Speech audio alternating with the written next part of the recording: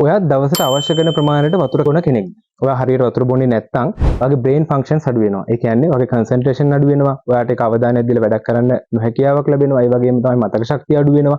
ඒ වගේම mood swing වෙන ගතියක්. ඒ කියන්නේ හරි රිලැක්සේෂන් මූඩ් එකක ඉන්න බෑ ඔයාට. මේ වගේ තත්ත්වයන් නිරීක්ෂණය කරන්න පුළුවන්. ඉතින් සාමාන්‍ය පුද්ගලයාට දවසට වතුර ලීටර 2ක් 3ක් අතර පාවිච්චි කරන්න වෙනවා.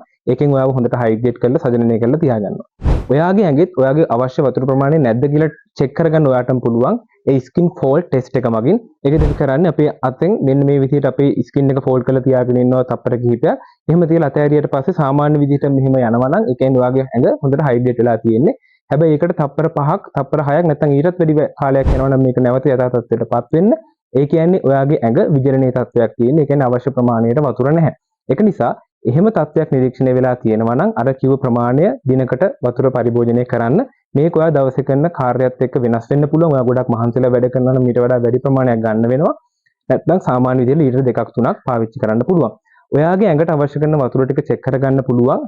වෝටර් කැල්කියුලේටර් එකක් මගින් ඒක Google කරලා ඔයාලට ලබා ගන්න පුළුවන්. අවශ්‍ය කොච්චර ප්‍රමාණයක් ගන්න ඕනද කියලා. ඉතින් හරි විදිහට වතුර බීලා ඔයාගේ ඇඟ සජලනය කරලා තියාගන්න.